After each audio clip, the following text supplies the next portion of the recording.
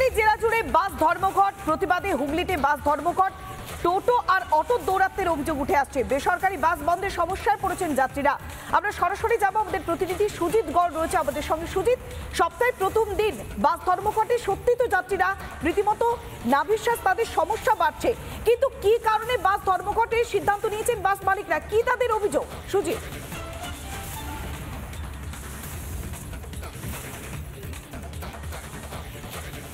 দেখো পৌলমী, আমি যারা বাস মালিক রয়েছে এবং যারা বাস চালানো তাদের তো কথা শুনবোই, কিন্তু সপ্তাহের প্রথম দিন যেভাবে এই বাসের যে ধর্মঘট বন্ধের কারণে এই যে আমি যেখানে রয়েছি সেখানে যে চুচুড়ার যেখান থেকে বাস এই জেলার কিন্তু বিভিন্ন প্রান্তে যায়। একবার যদি ছবিটা দেখাই, এখানে কিন্তু বাসের যারা চালকরা রয়েছে যেমন তারাও রয়েছে এবং একের পর এক কিন্তু বাস বন্ধ রেখেছে তারা, কারণ তাদের বিভিন্ন অভিযোগ।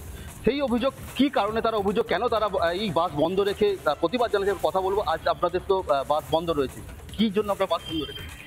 বাস বেআইনি অটো টোটো এদের উপদ্রবে বন্ধ রাখতে হচ্ছে। পুরো রুটটাকে কভার করে ফেলছে অটো টোটো, যাদের কোনো পারমিট নেই, যেগুলো প্রশাসন একদমই দেখছে না, যে কারণে বাস চলা খুবই অসম্ভব হয়ে পড়েছে। বাসের খরচা উঠছে না, যে টাকা দিয়ে তেল কিনতে হচ্ছে তেলের খরচাই উঠছে না। মালিকরা বাস চালাবে কোথা থেকে? এটাকে প্রশাসনকে ইমিডিয়েট দেখতে হবে। বারংবার তো আপনারা প্রশাসনের সাথে বৈঠক করেছেন, কোনো সমাধান সুদ্ধ মিলল না। কোনো সমাধান প্রশাসন আমাদের সঙ্গে সহযোগিতা করছে না, তার জন্য আজকে আমরা যেতে বাধ্য হচ্ছি আন্দোলনের পথে। আমরা পারছি না, যখনই যাচ্ছি তখনই একটাই আস্থা, তোমরা চালাও আমরা দেখছি, তোমরা চালাও আমরা দেখছি। আজকে চুইরো স্টেশনে ট্রেন থেকে প্যাসেঞ্জার নামলে পরে 17 নম্বর বাসের দিকে যেতে পারে না। অটো এত সুন্দর আটকে দেয় যে পুইনান হাড়ির প্যাসেঞ্জারগুলোকে তুলে নিচ্ছে। বাসের ভাড়া 27 টাকা হলে ওরা বলছে 30 টাকা দেবেন, আমাদের গাড়িতে আমরা পৌঁছে দেবো। প্যাসেঞ্জার ওতেই চলে যাচ্ছে, আটকে দিয়ে প্যাসেঞ্জার তুলে নিয়ে চলে যাচ্ছে। এই দীর্ঘদিন ধরে তো আপনি বাস চালাচ্ছেন, এই যে সমস্যা, আমি তো যেটা আপনি বলছিলেন যে বহুদিন ধরে বাসে চালাচ্ছেন আপনি, আজকে যে সমস্যার সম্মুখীন হচ্ছেন, আগামী দিনে কি বাস চালানো সম্ভব হবে? অসম্ভব হয়ে যাবে বাস চালানো। বাস চালাতে পারবো না আমরা, মালিকরা খরচা দিতে পারছে না, এমনকি আমরা গাড়ি চালিয়েও আমরা দোষ পাচ্ছি না, মাইনা পাই না আমরা।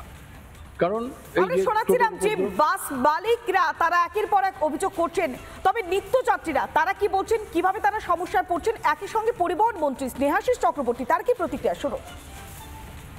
অনেক বড় সমস্যা। এই যে আমার মেয়ে বাণী মন্দিরে পড়ে চুচুড়া, ঠিক আছে, আমরা যে কেউ বাইকে করে নিয়ে চলে আসি, আবার ভাগ্নি এখানে একই সঙ্গে টিউশন পড়ে ব্যান্ডেলে যদি এই আজকে এই রুটটা যদি ক্লিয়ার থাকতো, পান্ডুয়া আর চুচুড়ার যে ট্রেকার সার্ভিস, তাহলে আমার ভাগ্নি গিয়ে আবার ওখানে স্কুল ধরতে পারতো কিংবা টিউশনে যাই হোক হতে পারতো।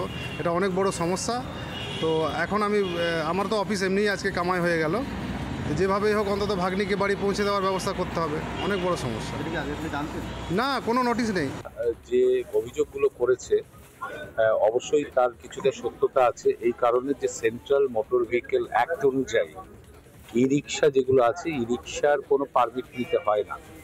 ফলে ই রিক্সাকে নিয়ন্ত্রণ করার মতো যে কোন রাস্তায় ই রিক্সা চলবে, নিয়ন্ত্রণ করার যে পারমিটের মাধ্যমে যে নিয়ন্ত্রণ করা হয়, সেটা পরিবহন দপ্তরের হাতে নেই। যে বাস যে রুটগুলোতে চলতো সেখানে বাস চালানোটা অনেকটা শক্ত হয়ে দাঁড়িয়েছে। একটা সময় ছিল যে শুধু বাসই ছিল যানবাহনের মাধ্যম, আর এখন ব্যাপারটা হচ্ছে বারবারই বসা হয়েছে। আমরা এই পথগুলো খুঁজেছি এবং তাদেরও আমরা আগেও বলেছি, তারা এগুলো জানে কি করতে চলেছি, কিন্তু একটা সরকারি প্রোগ্রাম লাগু তো আজ বললে কাল হয় না, কতগুলো পদ্ধতির মধ্যে যেতে হয়। নানা ধরনের কন্টেন্ট দেখার জন্য লাইক করুন, শেয়ার করুন আমাদের ফেসবুক পেজ, সাবস্ক্রাইব করুন আমাদের ইউটিউব চ্যানেল। পাশাপাশি অন্যান্য ব্রেকিং নিউজের জন্য অবশ্যই চোখ রাখুন রিপাবলিক বাংলায়।